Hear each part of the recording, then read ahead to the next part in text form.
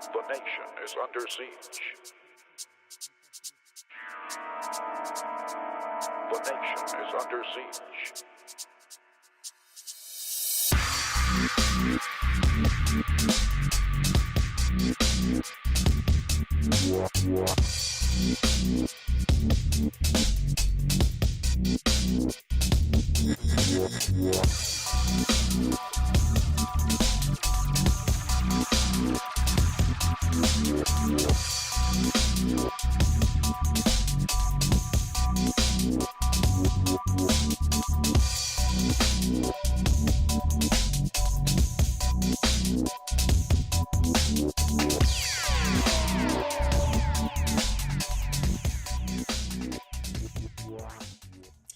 Good evening, everybody. This is The Body We Stand on March the 5th. Oh, no, March the 5th, May the 5th. Where am I? I'm trying to post our links to Facebook. Good evening, I'm Brian Weinstein. It is 8 o'clock Eastern Daylight Time, or roughly 8 o'clock. We invite you to join us on The Body We Stand on YouTube. We just ask that you subscribe. That's it. We're not monetized. We're not looking for anything but the ability to discuss things with you, commiserate. Also, we have a group page on Facebook, which is very, very popular. So we ask that you join us there as a member if you're not affiliated with YouTube. Also, we ask that you share with your friends and maybe perhaps they'd like to join us. So we have a special night tonight. Well, first of all, it's special in the sense that it's Sunday evening, and that's a rarity for us, but that may not be so rare in the future. And from someplace, some mansion in the South, we have our David Price.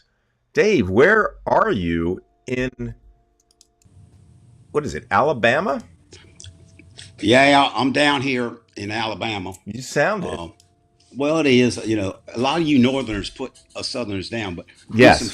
we some And friendly for good folk. reason sometimes. Actually, all joking aside, it is sad. Uh, in the South, people are friendlier. That's undeniable. I've had more people who don't know me in the 6 days here say hi than I would in 6 months in Washington D.C. It's just a difference of lifestyle. But of course, Were unfortunately, you that wearing your difference of Biden cap and having them say that? yes, I was. It Oh, would it wouldn't it wouldn't matter down here. I They're don't know friendly. about that. Well, maybe in No, the but city. no, but it You is. did, you It's did just watch Deliverance, didn't you? yeah, but that wasn't Alabama. I understand Alabama, that, but Alabama everything's was to Alabama below Alabama was to Maryland. Alabama was To Kill a Mockingbird. Whole different Oh, that realm was a of nice things place going too, right? on. Now, it is something to point out though. I think it is very interesting the fact of the friendliness in the South. Now, you're absolutely right. I don't And I'm discuss pushing it politics. by the, I'm Oh tongue in no, no, cheek no, no, saying no, stuff no, like no. that. But I mean, I'm saying no. I mean, that's the reputation. Hmm. I think They've some of earned it it in some does. cases. They have earned it, definitely. Some of it is past history. Actually, there is a saying that has some truth in it. If you are liberal in the South, you are truly liberal. It's easier to be liberal in the North, in cities. I mean, that's true. You're surrounded by people. I mentioned on numerous occasions where I live in Crystal City, which is part of Arlington, Virginia, the county. Um, the normal breakdown of voting is 85% Democratic, 15% Republican, and can be even higher than that on time. So it's pretty easy there to be a liberal, be a Democrat. Down here, a little bit tougher. Uh, And but you're not in Tuscaloosa. Where are you specifically right now? well, it's actually, if Tuscaloosa had suburbs, it's actually I'm on the Lake Tuscaloosa uh, is the neighborhood that I'm in, and here with my son and daughter-in-law and grandson and granddaughter. Nice to see them. We don't get a chance to see them. We probably see them maybe 4 times a year uh, because, of course, they live here and we live there. So we came down. People who have children, grandchildren can relate to this. We came down specifically to see our granddaughter Audrey, who was in the musical, and that was neat. We got to see three of her four performances, and the performance we didn't see, our grandson Owen is as a freshman is the keeper on the varsity soccer team for Tuscaloosa, and they won their quarterfinal game, which puts them next week in the state semifinals. So it was the first opportunity I had to see him play a high school sport. So that was kind of cool.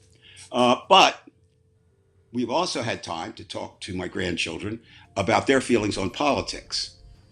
And glad to say that Audrey is an uber liberal, feminist. Owen has a devilment about him. He's surrounded by Trumpers, but he knows. So Saying he's surrounded by Trumpers, or where he goes to school.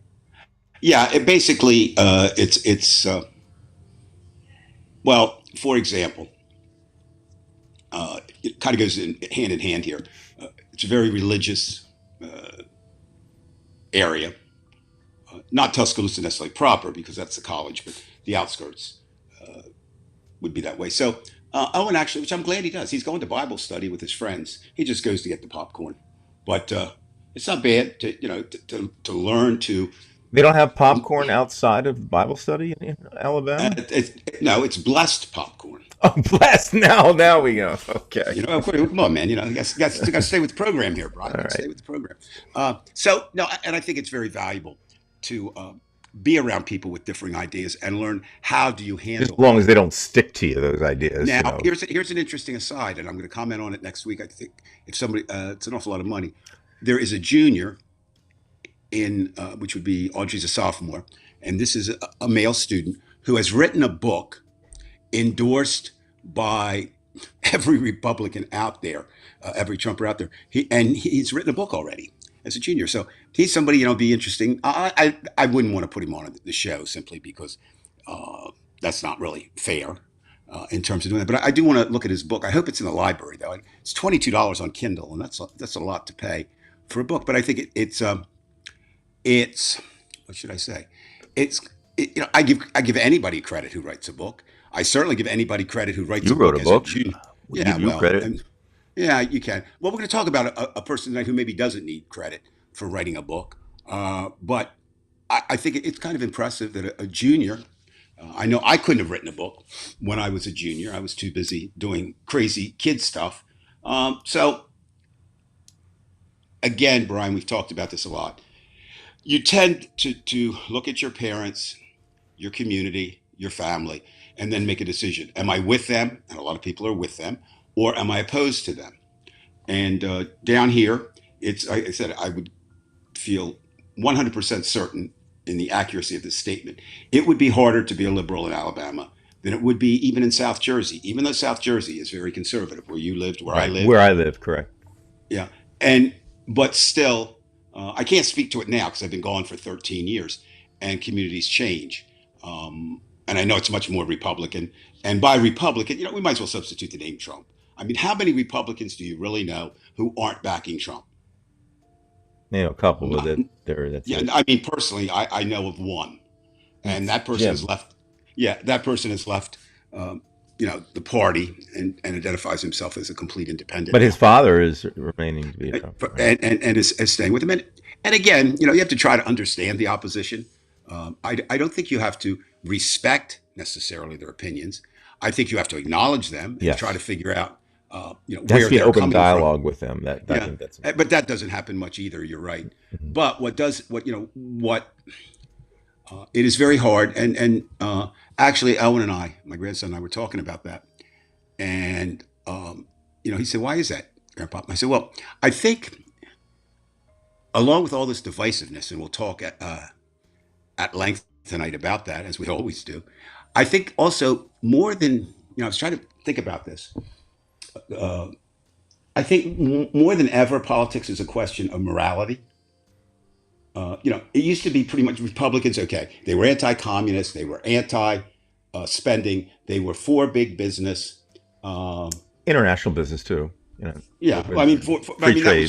that was kind of their thing, and And they of usually spend course, around 5 to 10% more on the military budget. yeah, and of course, you did have periods of time where there might be a big moral issue, such as civil rights, or a big gender issue, such as the ERA and women, and basically the Republicans would fall on the conservative side. But now it's I mean, you're talking about things that Well, don't you have think the really. religious right did start to co-opt the Republican Party? With Jerry Falwell before this whole thing with Oh, Tompkins. absolutely. That's I really mean, when it nothing. started. Yeah, nothing. Nothing.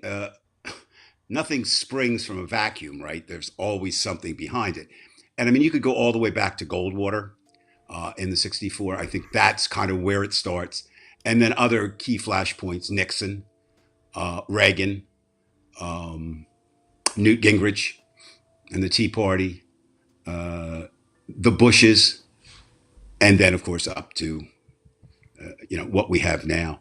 And my son and I were talking, and he said, he said, I never thought in my lifetime would I say anything good about somebody with the last name of Cheney. And that's kind of where we are.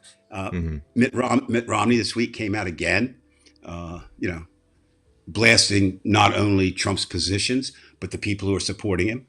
Uh, and of course, look at what happens. Liz Cheney is no longer with the Republican Party. They threw her out. And Romney, because of age and probably because of discontent with the party, is not going to be a senator anymore. So that's another thing.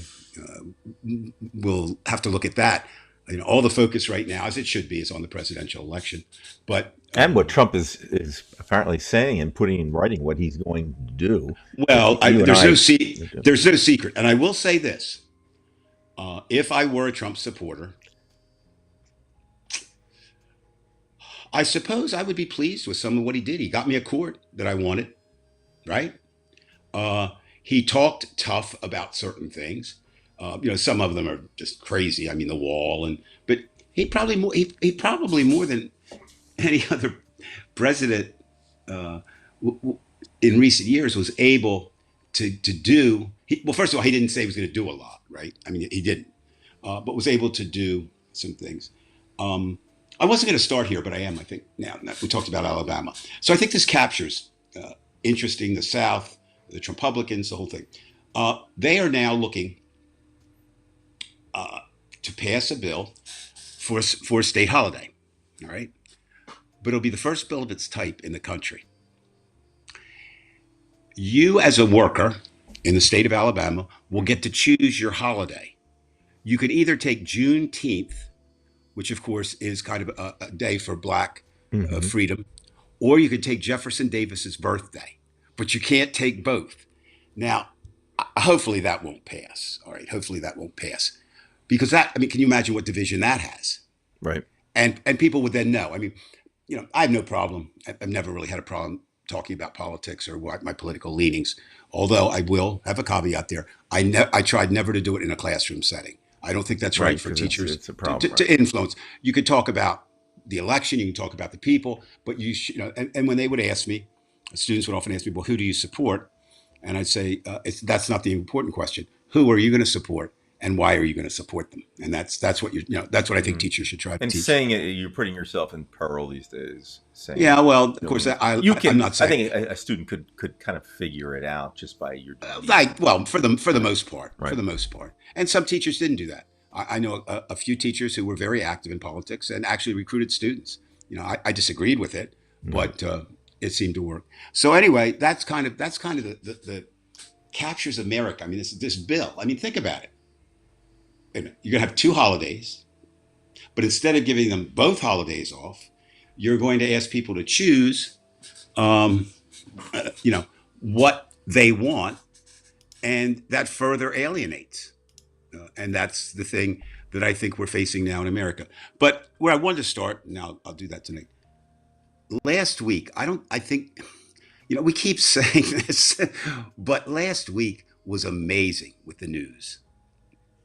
Four major stories, all of which could be, would you quit scratching your back? Tell my back that. Well, if you can't, whatever. Okay. All right. So here we go. So what we have going on? First of all, you have, and I think sometimes, I mean, we all lose sight of this. You have the first criminal trial of a former U.S. president in American history. That was a foreign thought. The closest we came was Nixon. And because the Republicans in his party rose up and said they would not defend him, Nixon did the honorable thing and resigned. This is the way the system's supposed to work. There are laws, Correct. and you violate it, and Correct. there will be people who will violate it. And so he did. Yeah. And so this is first. All right. So that means that everything that happens at this trial is historic because it's the first. almost unimaginable. Almost unimaginable. Apparently, Hope As, Hicks is causing problems for him. well, we're going to come back to that. The second thing, of course, that could be the big news at any other time. It's the largest campus protests in the 21st century. Nothing like it in this century. Now, there's a lot of comparison to the college revolts of the 60s, and there are a couple reasons for that. We'll talk about that later.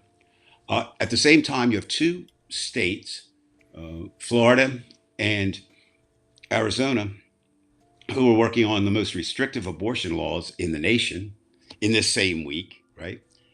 And as if all that's not enough, you have two major wars. You have the Ukraine and you have Gaza. And they're bad enough where they are, but because of the impact it will have, it further will complicate our problems in America. So let's take them in order. Let's go with Trump. So what are some of the highlights last week? You mentioned Hope Hicks. You want to start with that one? What do you understand? Yes, well, that she did? apparently when she was being grilled on whatever she said, and again, I haven't been following this closely, it could potentially damage Trump. And I think that what was said in what I read is that I think she realized after she said it, she caused problems. I don't know how you get out of that because she doesn't want to perjure herself and like come back on what she said. So you have that happening with that case. And I don't want to get ahead of my, because I you know how I feel about the jury on that. What could happen. Well, and But yes, and of course, we do need to remind ourselves, as I was reminded in a couple of conversations recently, that it only takes one of the 12 jurors to yeah, not vote against Trump, and Trump walks. And and that's all he I has to think, do because even if they have a retrial like with Harvey Weinstein, uh, it'll be too late yeah, essentially. it may, and again, it may be too late now. We don't know, but at this point, I think it wasn't a good week for Trump. I think Hope Hicks, from all the legal experts I read, said, "Yeah, this is pretty damaging." What she set up is that the White House knew what was in play, um, and this idea that they didn't. I mean, she pretty much indicated in conversation that Trump admitted having sex with both women, which he denies. But you don't have a conversation about a woman you didn't have sex with, I don't think. Um, so yeah, so that kind of set up well. The one that I, you know, I had to laugh. You talk about how can people be so dumb. Trump all week kept hitting home this idea. I can't take the stand because I'm under a gag order. Hmm. A Bullshit, lie. Donald Trump. Hmm. That's just flat out. He's under a gag order because he can't keep his mouth shut outside of court. But they're not. And The only thing they're doing is fining him. well, again, I And can't again, swear to maybe this. that's all they can do. But No, again, I don't it's think it's just all they. it's almost like No, saying one more no. time, and I'll. I understand. However, can you imagine? I mean, I'm not so sure. Again, if I were the judge, you fine $9,000. That's nothing. That's like, you know, 9 cents. In 1 hour, he's paying that in court costs to his Right. attorneys. But what I do think is in the back of the judge's mind, I would guess, he seems to be pretty bright. It would be you don't want to make a martyr out of him any more than he is. I mean, if he's out there, he's making a martyr of himself with lies, and people are believing it. All right. And if you put him in jail, what I mean, what but the really, Dave, go pragmatically ahead. speaking, when he says, "Well, you don't," when you say you don't want to make a martyr out of him, I don't know that it really makes a difference. I don't think that, again, I don't think the votes. You've said yourself that the votes probably No, haven't changed no, despite these. I'm not worried about votes now. I'm worried about violence. That's what I'm worried about. Oh, you mean as far as Put doing another January 6th, but all over the place? all over the place, and that Well, no, you're in Alabama. Those people are nice. You don't believe they would take arms, do well, you you? know what? Somehow, I think you're going to change your opinion in the next No, 15 minutes. no, no, I'm not. I'm Okay. not. There would be a percentage, just like there would be a percentage in Wyoming If I were and a African American, I wouldn't feel real, percentage in safe in California. Alabama. Well, you should feel real safe no matter I wouldn't feel what. myself safe in Alabama. Although again, there's I'm not well, I guess I am defending the South, but there's an interesting the Southern view of race is much different than the Northern view of race. In some ways worse, and in some ways better. Uh, there's but no. I would Alabama have more likelihood of people taking up arms to defend Trump than say New Jersey? And the answer is yes. I mean, no question about that. It wasn't How, who was the guy from what's his name that I blew don't up know. the whatever what's Good. it? That gives you a lot of No, I mean uh, he blew up that big government building. What's his name? Was that in Alabama oh, no. You or mean Oklahoma? Oklahoma City? Yeah, the Oklahoma Oklahoma City City. bombing, Okay, McDou- which whatever his is name. ironic because our DOJ head Merrick Garland got the conviction there, and that was one of the reasons why people were excited about him taking over DOJ, and he's done nothing. Nothing. He's So done nothing. let's see what Anagaya has. He has been curtailing his behavior a little bit. All his bluster about wanting to be put in jail is nonsense. He's just an idiot. Yes, um, Anagaya. But again, it doesn't seem much. But the ninth, at least they did fine him. I mean, we have no idea what a fine would do. I mean, okay, you're not going to fine him $1 billion. You're not going to fine him $1 million. You're probably not going to fine him more than $10,000 at most. And does that really make any difference? $9,000 for a bunch of 10,000. I don't know. Let's see. You're advocating politics over justice, Dave. Um, well, the justice.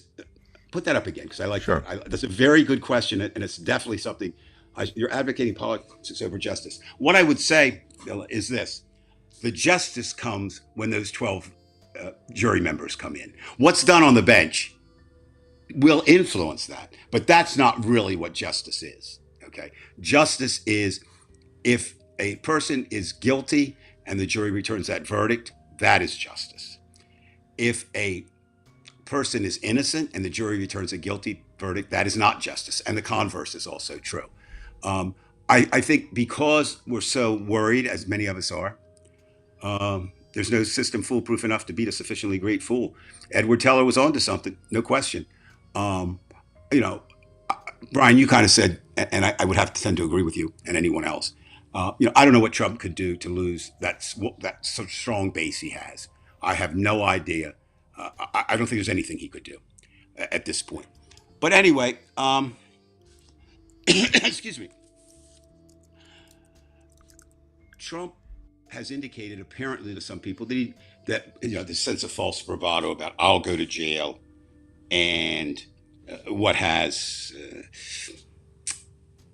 I'm a tough guy. We know he's not a tough guy. I mean, he's such a wimp. It's pathetic.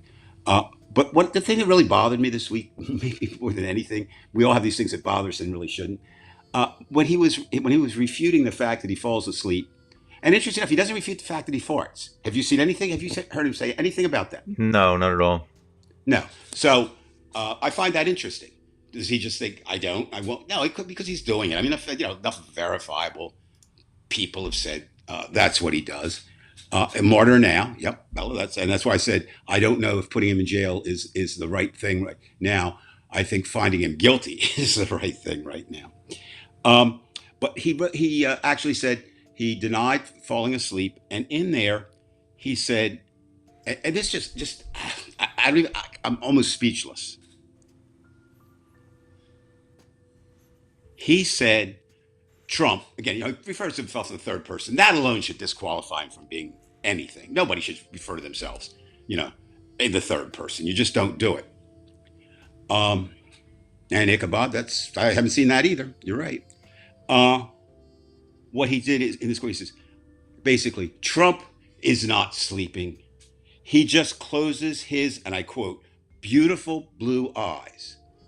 Who the fuck describes their own eyes as a man calling them their beautiful blue eyes? Who would do that?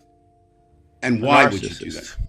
Yeah, exactly. Which we know he is, but doesn't that it's just wow, wow.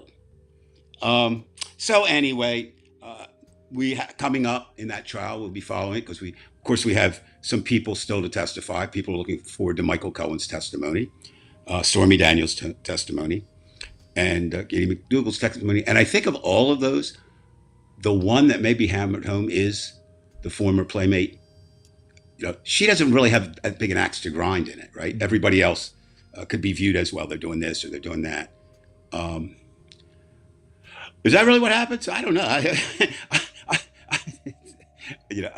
well, there we are. Another fairy tale from the Middle East, right? Awful lot of fairy tales in the Middle East on all sides, to quote the president. So, anything else you looking for this week in the Trump trial before we leave that subject, unless somebody else has comments on it?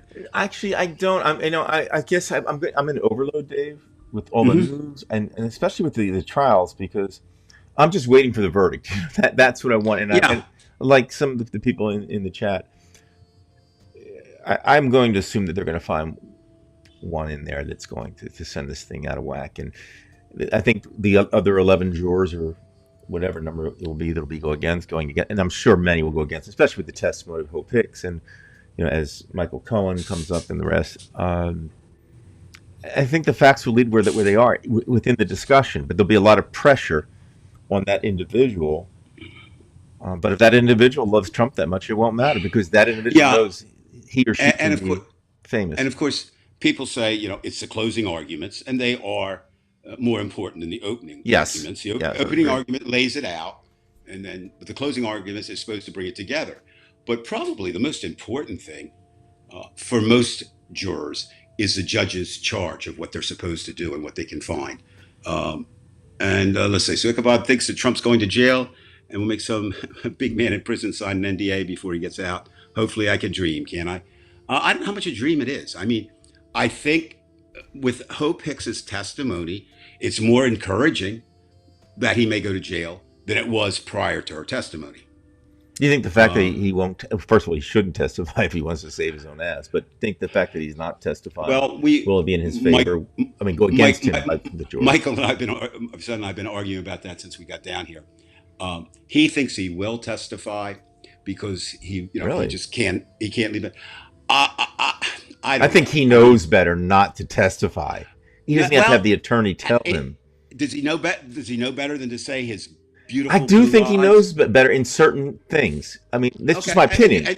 I don't have yeah, any evidence aside from the right, fact that I think there's a certain cunningness to him.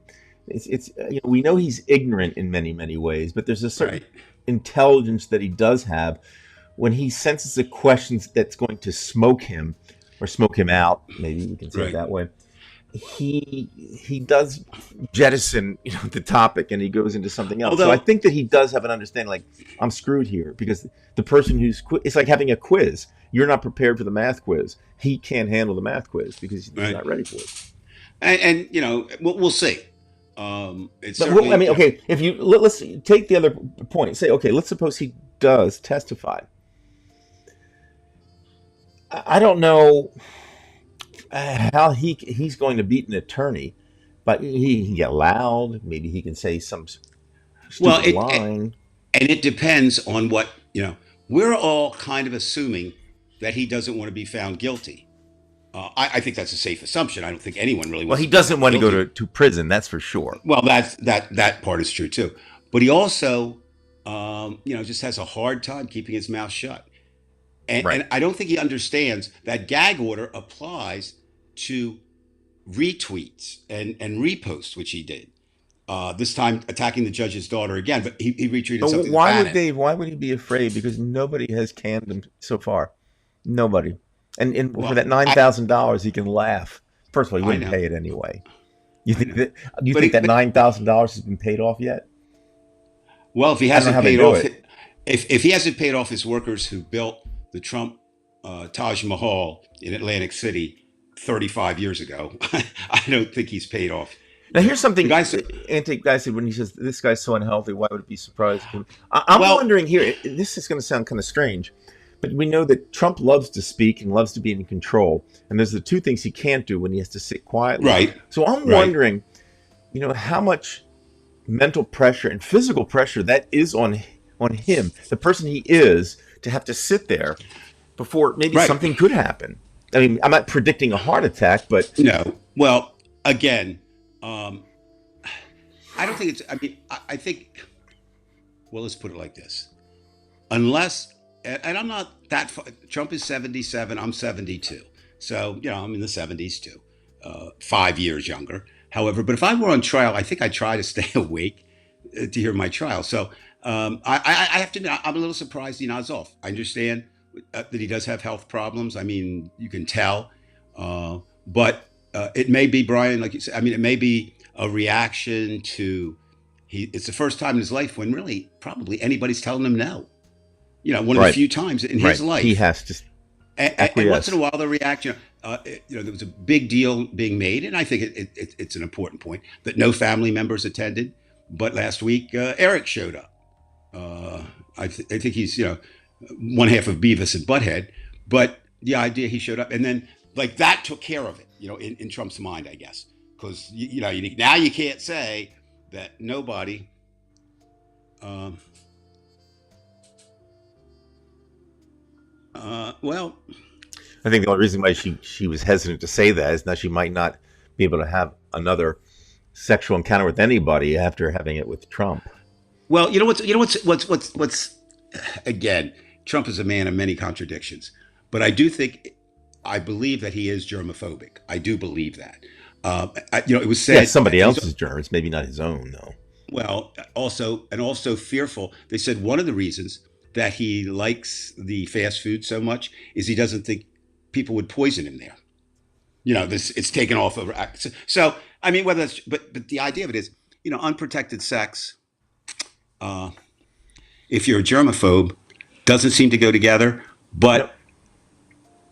I think most of us as humans have risked some form of unprotected sex at some Right. point.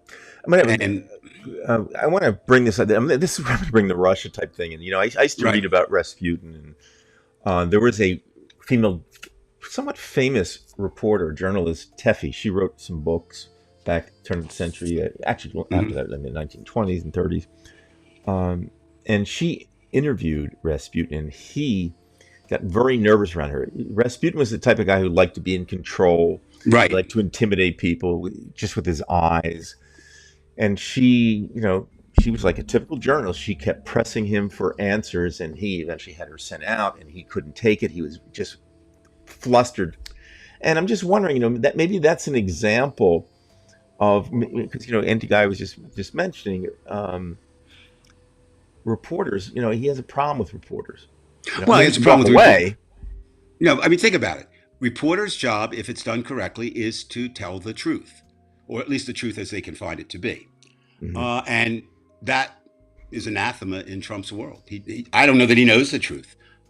He certainly, um, yep, I would agree, Judy. I mean, none of that.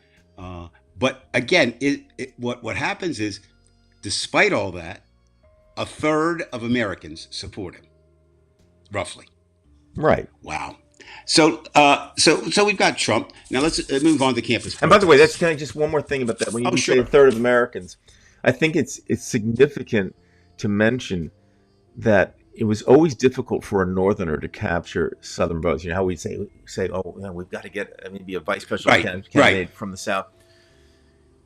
And this is where I think that play is that he knew the right buttons to push, and there's this cunning part of him because he took the hate that these people have, whether it's as bigots, racists, and Hmm. hating us as liberals. Because remember, liberals are extremely hated in parts of Europe.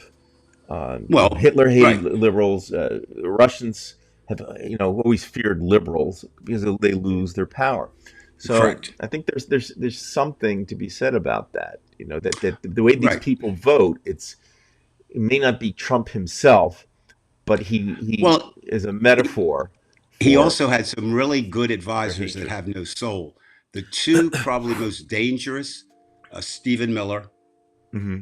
and Steve Bannon, And are Bannon, pro. both of them. Are pro. Now Flynn is dangerous for a different reason. If he And ever did you? gets back in the And military, I know, he's a problem. I know how much you dislike Michael Flynn Yeah. legitimately. Did you see this week what he did? He announced, "Look, I wasn't going to do this, but I've decided if President Trump wants me to be vice president, I I will accept it." Now, I don't think Donald Trump is going to name Michael Flynn. Yeah, and he Um, can't have sex with Michael Flynn. So well, that's true. Anyway, let's move on to the colleges. Not to dismiss them. Do you realize at this point, as we speak, it's almost 150 schools? Now, here's something else that's kind of funny. Michael, my son, said when we first got down here, he said, "Well, we won't have any at the University of Alabama." Au contraire, my son, were you a professor? They did. It lasted 2 hours and then it ended.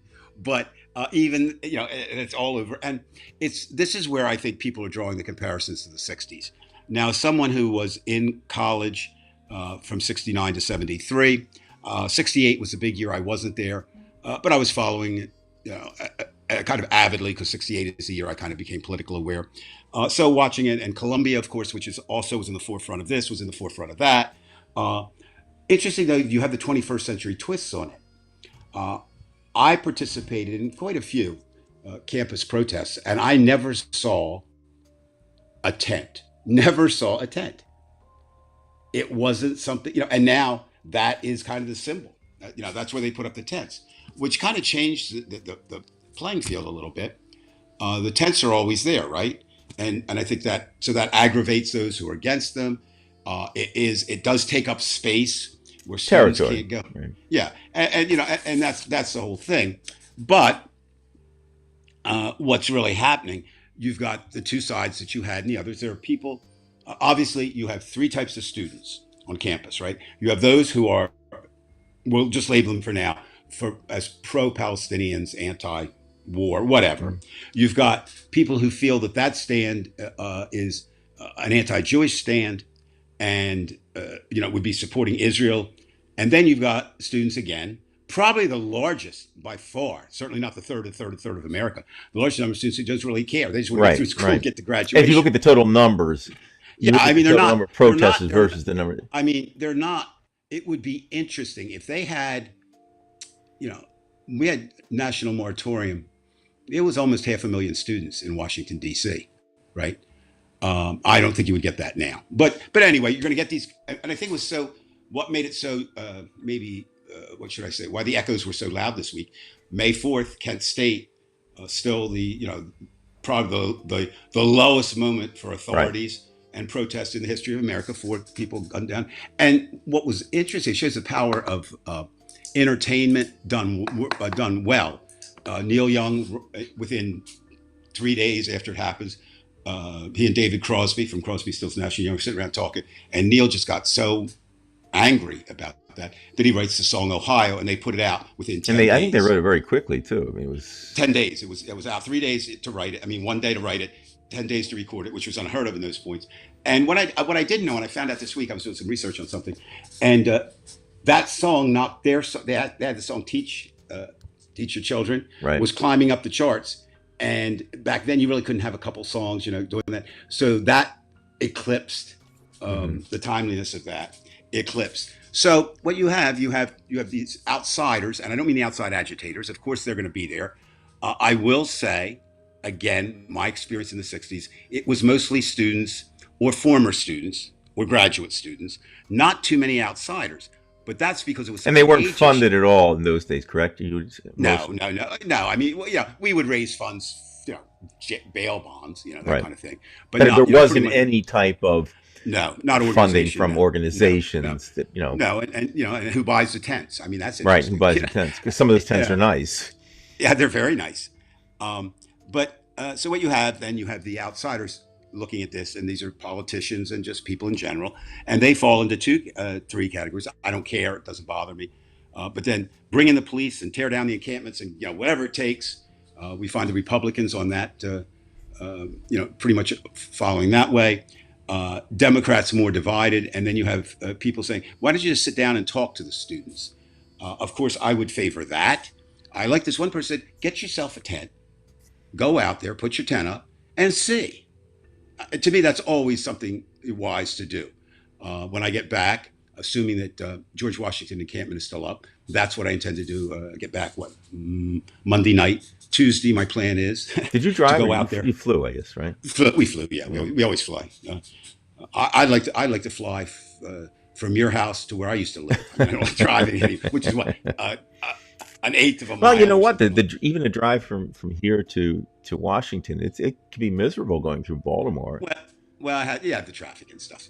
But anyway, so now the other thing that we're going to hear a lot about in the coming weeks on this is the threats to commencement. We've already seen it to a certain extent. Michigan, University of Southern California I didn't. I don't think I agreed with their decision. I don't think. I need to know more. They did not allow their valedictorian to speak because she had given pre-indications that she was pro-Palestinian, and they couched it because we're worried about her. I don't know. If the tradition is the valedictorian speaks, and that's where we really get into this. The right of free speech. Even that's unclear, Brian, because the First Amendment says government can make no laws prohibiting. But the question becomes: are colleges law, and they're are they authority figures? Yes, but they're kind of in a nebulous area. They're not a business, although they have properties of business. They're not a government, although they have properties of government. So we'll see. We'll be needing to look with that, and you really do. It is a tough situation when you balance students' First Amendment rights against the rights of students to attend classes and be free from fear. Right. And there's And you again, can't have just like violence. You just no, can't. and Biden's criticized. He comes out basically saying, we have He to says defend both free things. He speech. says, I don't want to see But violence, and that's actually the right wise. thing to do. Right. I mean, that's My the way granddaughter to and your I were having a land. discussion today, and I said, okay, where do you fall on this? She said, I'm I'm for the people. I said, what do you mean, hon? She says, well, just we shouldn't have wars. We shouldn't be attacking. It's that's what's at issue, and that really is what at issue. Once you have a war, bad things are going to happen. War is bad in and of itself. Okay, and I don't really think obviously, as we discussed last week, we all come into this with certain feelings that we can't separate and probably shouldn't. Right. I mean, it's very difficult to do. And but this is something. I mean, I think we should all be able to agree that. But then again, then you get into, is there such a thing as a justified war? And the answer is, just like there's justification for punching a bully in the face. Yeah, there can be justification for a war. But I think the idea is to get in and out. You said quickly. right. You punch the bully in the face. You don't punch the baby in the face. Right, and that's what we. And that goes for everybody. Right. But Now, the key is, I think Biden was absolutely right. You can't. He's not going to endorse any type of violence. At the same time, he thinks just people should have the right to protest, and that's what it should be. and they should. And what's interesting, think about this. The right, which now is the main one saying, no protests, don't want this to happen, that kind of thing. Many of them had no problems with what happened on January 6th, which wasn't a protest. Okay, yes, it was indirectly a protest, but it was a fucking armed takeover. Really, is what it was. It was an It was an insurrection. insurrection. And so, but then again, so was the people we call patriots, who attacked England and broke from there. So, but I do think, Brian, and you've pointed this out a lot, and I think it's very valuable to continue to remember. Our traditions are a little different than Europe's traditions. First of all, they're not as set. I mean, Europe, Africa, everywhere else, Asia was, having civilization, large civilizations, long before we were here. The Native Americans were spread more into tribes and that kind of thing. So it is, we have a long history of both supporting and being opposed to the First Amendment. But don't spend much time on abortions, except to say this. You had Florida, which now, what is it, 6 weeks, I think you have, and that's it, to get an abortion. Right. I'm not going to speak for women, but I've heard women say that you don't even know necessarily that you're pregnant within 6 weeks. That's right. I mean, something you wouldn't know.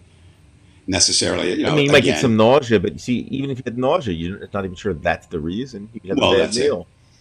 And then, of course, Arizona forced to do the right thing. They were going to approve the 1864, prior to Civil War, abortion. Of course, and Trump's just swimming all over the place to try to. Well, I mean, but again, which is very effective in the Republican Party. It's interesting. His supporters allow him to do that. They're the ones who allow him to do that. Right.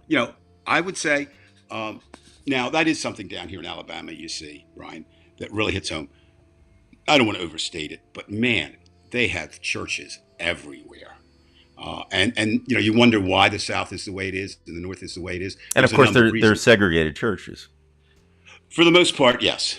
I imagine you might put one or two, but no, so are Northern churches. In fact, there is a statement that has been proven by research that Sunday may be the most segregated day of the week in America. People are together in prisons, people are together at work, people are, together, whatever. But here you have that. I know, again, when I was young and went to church because my mother wanted me to, once a year we would go to the black church, and the next Sunday they'd come to our church, and that was the only time that I ever saw black people in church. Those 2 weeks, and the rest of the time wasn't. So the thing about abortion, though, it's going to be a key issue. It's also, it doesn't end because Florida is going to have a referendum to have it in their constitution, and Arizona now is considering it, and a number of states. Now, again, statistically, it should work, and it should work in the favor of Democrats. That's kind of an issue.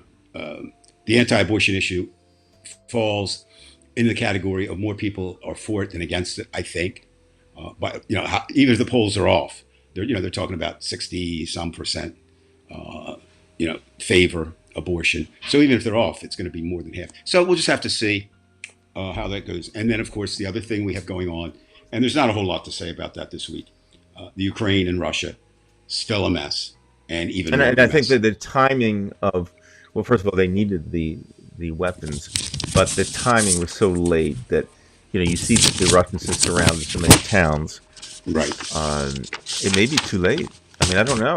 Now, well, that's what and if it is too late, what does that mean? Well, I mean, to get at least some of the territory back. I mean, the good thing is they have those missiles that it's keeping the Russian ships out of the Black Sea. Do you think? And I know you don't know Putin, but you certainly know Russian. You are an expert on Russian from your time there and teaching it, and still conversing with people there. Do you think Putin is surprised about the resistance they got? Do you think he thought it was easier, or do you think he was kind of aware of that? He seems like a pretty smart guy. Well, he's not Trump.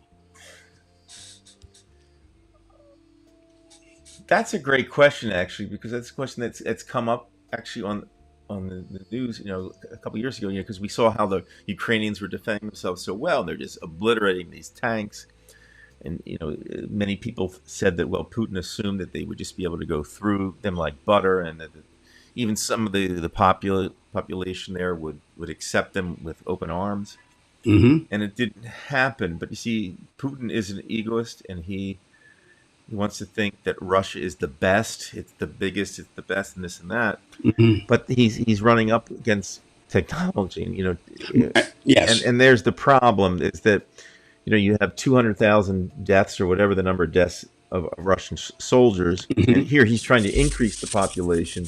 Meanwhile, he's losing the population of the youth. Now, of course, he's trying to expend the prison population first, and maybe try to pay people as mercenaries to fight, but sooner or later it's going to eat in to lives, and I think that's the problem. So when your question is, what does he think about this? The overestimating, underestimating. I think he's smart enough to know that we have the advantages with those weapons, and I go to where he said a couple of weeks ago. Putin said something to the effect, Russia needs to be a competitor with AI, because AI is going to be worse. And he's kind of right. AI is worse because at some point you're not going to see soldiers who are human soldiers and things like that. Right. If I can interrupt you there just for a minute. This week, I believe it was the Secretary of Defense, flew in a plane that was controlled by AI. Right. And that's the opening. I mean, now, so we know it's headed there. And, now will it turn out like the Terminator? Well, the problem for Russia is they look. I think that the first LED was created in the Soviet Union. They have the intelligent people who can do these things. The problem is they can't mass produce because there's so much corruption, right? And they don't have the system in place. So the Russians, after the sanctions started, would say things such as, "Well, we'll just do it on our own." Well, yeah, you can do it on your own. But that's like saying, well, we'll cut out the middleman. But, what happens when you cut out the middleman? Well, the middleman has a function. So I don't think they can, especially when you only have a population, when I say only, of 160 million people. And this is why they're bringing in people from these former Soviet republics to do work there, very cheaply, in fact. But I think he understands it. And I think there's a good indicator why I'm right, Dave. and that is, look what happened to the Black Sea fleet. That fleet is like the gem of the Russian Right. Navy. And what did they do? As soon as the ATACMS came in February, remember they were sent in February, even though we didn't Mhm. pass it, there was still enough money that they could still, at least there was Right. something left over. I forget how you used some other accounts, so I did. But the Right. point is, the ATACMS could hit those ships, and each one of those ships is like $1 billion. So what did Right. they do? They moved the ships out, which means they did it before a shot was fired. So they know. They know. Now, again, could it be a war of attrition? That's another story. Maybe they feel that they can just wear us down like they wore Germany down. Uh, Right. I don't know, but I think, yes, he does know what he's up against. And don't forget, even our technology that we're giving the Ukrainians, the Russians paraded those M1 Abrams tanks in Red Square last week, but they weren't the top Abrams tanks. They were, from the late 80s. I mean, they weren't as Right. sophisticated as the modern ones. And I think they even know that.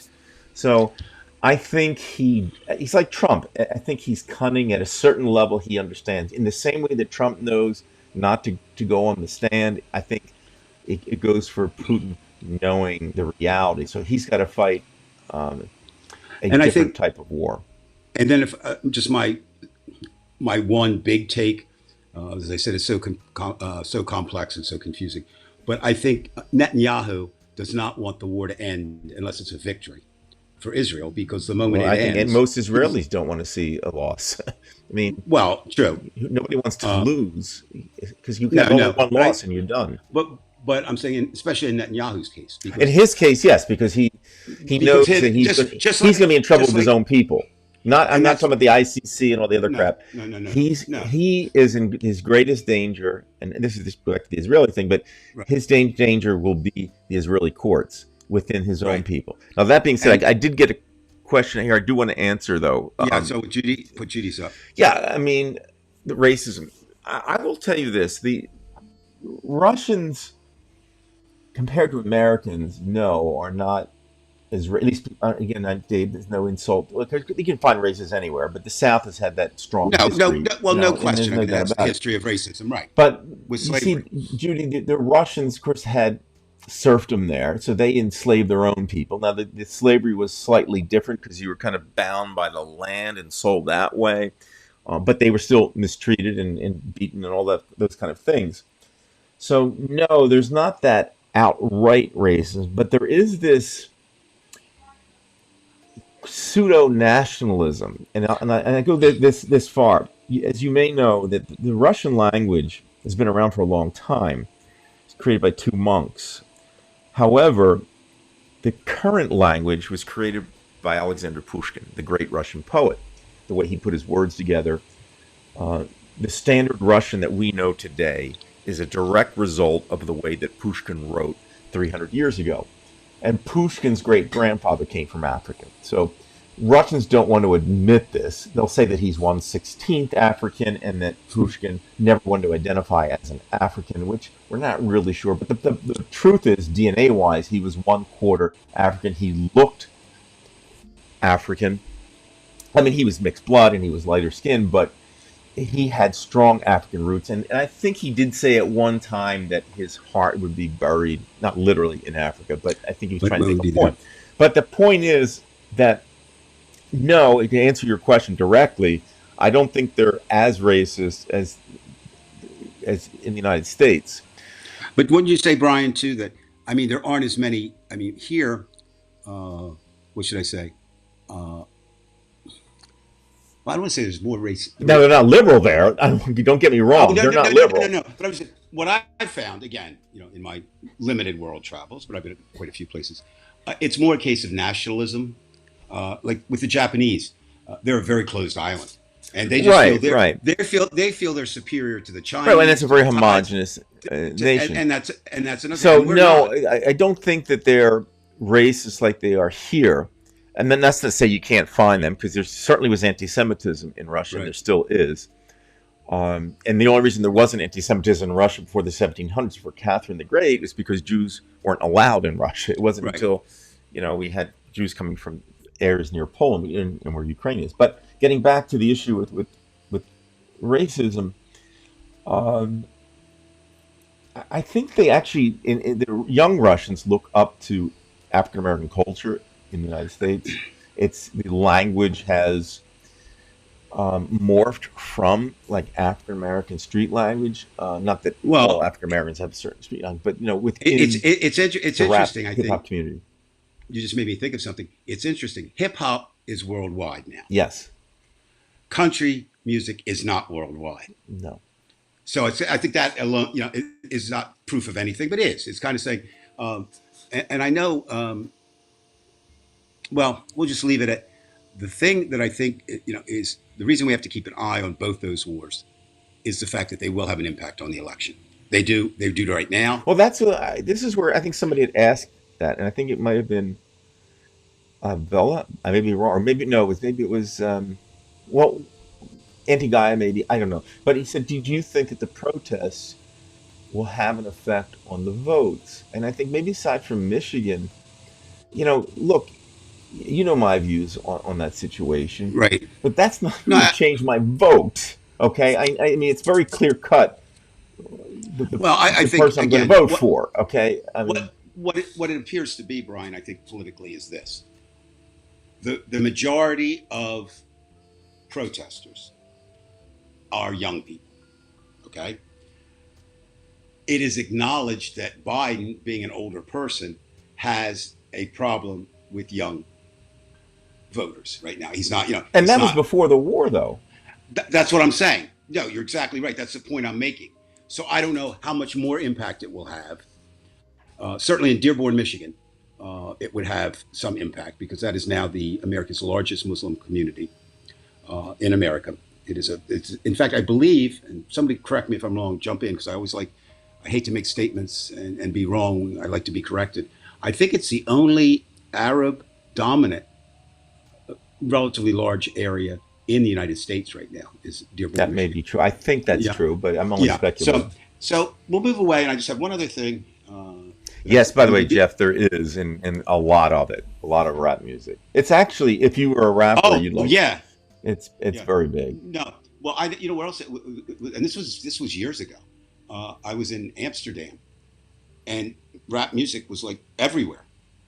Both black rappers, coming in, um, and being imported, and then the people standing up. In fact, Cuba, when I was in Cuba, a rap is banned in Cuba. And the reason is they've invented their own kind of language, Cuban rappers, that can attack the Communist Party and Castro. And they realize that, which again, I did not know this until a few years ago, that Cockney, which is the pure people's accent in England, Hmm. that was designed as a secret language so that the police and politicians couldn't, and the upper class couldn't really follow it. So history again, it comes, it goes, it rhymes.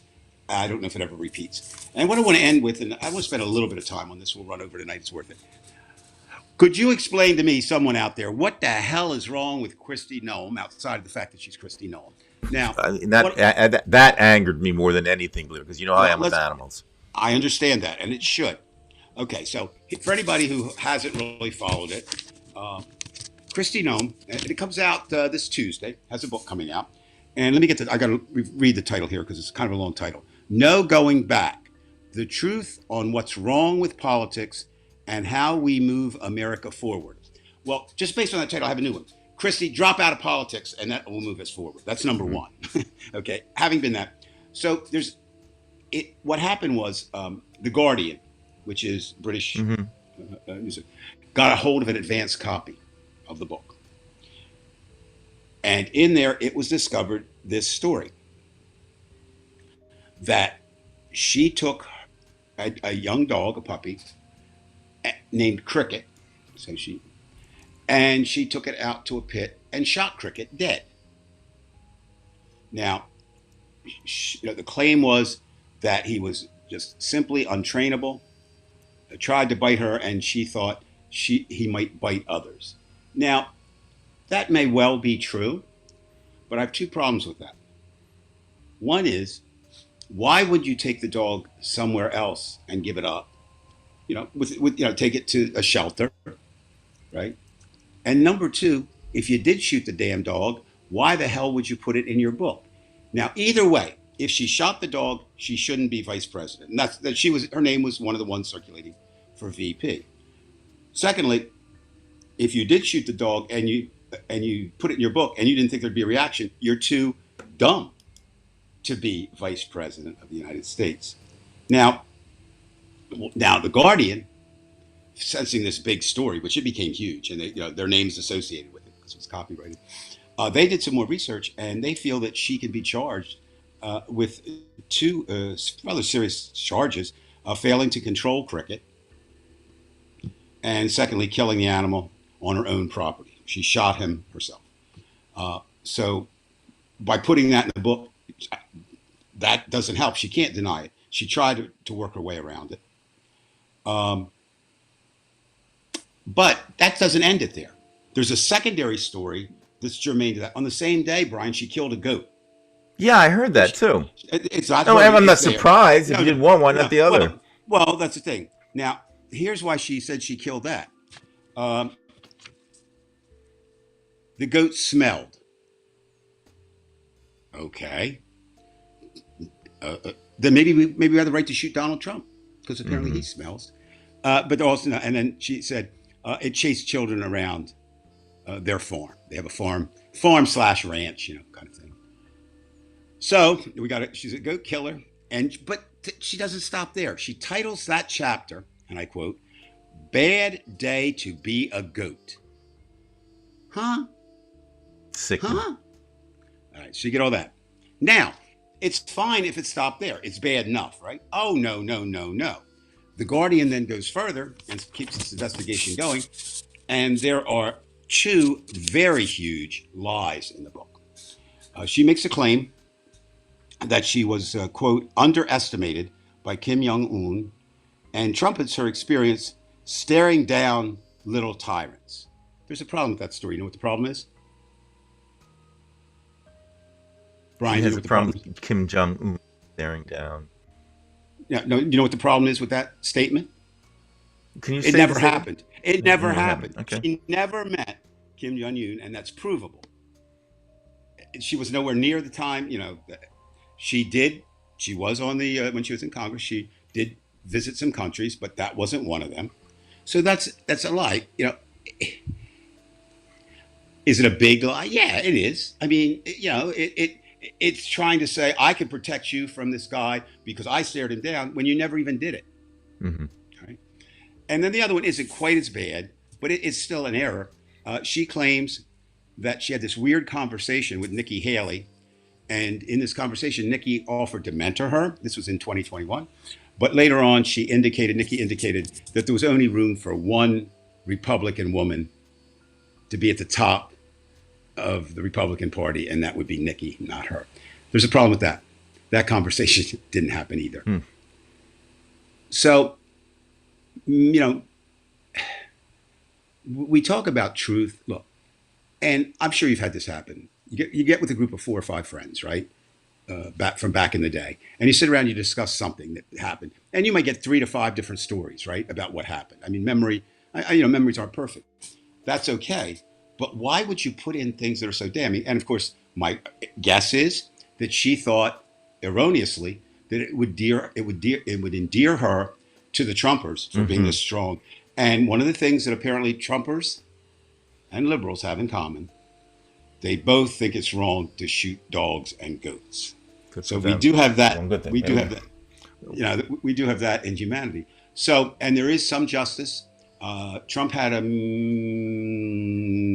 Wednesday, I think it was Wednesday this week. It was off trial day, right? Went back to Mar-a-Lago, and he had a bunch of people over, and most of them names had been surfacing as possible vice presidential candidates, and Kristi Noem didn't get to attend that part of the session. She was there, but then left.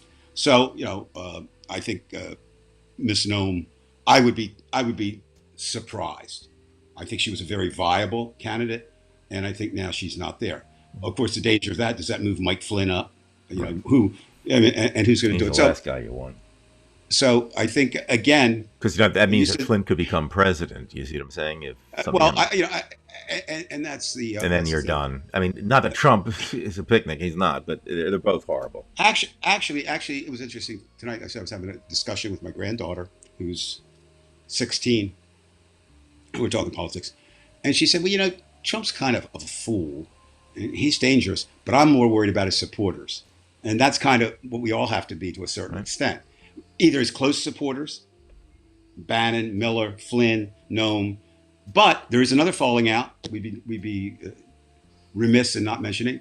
Margie Taylor Greene says she's going ahead this week with the censoring Mike or Johnson, right? the removal of Mike Johnson, and Trump told her don't do it. So we'll see how that plays out. We'll see. Now, Well, they. So, you have yeah, something no, else? I say, no, just the thing I would say to everybody, I don't have a nickel in it, but again, for next couple weeks, I'm going to urge, if you haven't gone and seen the movie Civil War, I really urge you to go see it. Not because it's the greatest movie you'll ever Just see. don't hold a gun in your hand while you watch it. Well, no, that's true. But I just think, and what it does so well is it doesn't answer the questions. It just throws you right in the middle, and that's where we're going to find her. If it ever happened, that's where Right, you'd find right, yourself. right. Yeah. All right, So, Dave. yep. Thank Now, you very Brian, much. you just to let you know, people. Brian was late tonight, and the reason was that on the weekends he usually takes one shower, and he decided to take it 12 minutes before the show. Now that means he takes a very short shower. He's only half right. I shower every day. In fact, yesterday I took 3 showers, believe it or not, because I had to go out and Oh, work. there's an image I didn't need to think of. Well, but he is correct. I took it 12 minutes before we went on. I just waited till he's right about that. So he's All right, correct. Brian. Half. Uh, Or, and people, we're still trying to decide. And again, send us a message if you feel strongly. Looking at the numbers again more tonight on a Sunday. So I'm definitely leaning at this point, unless somebody convinces me to go the other way, that we may shift this show, shit. particularly to Sundays. Listen, Dave, I'm going to leave everybody with you were talking about Russian hip hop. Rap. This I'm going to put on one of the most famous Russian hip hoppers, Morgenstern. He's in exile right now, but this will show you just how popular. And I'm going to go eat dinner. Bye. Okay, see ya. Move this up a little bit.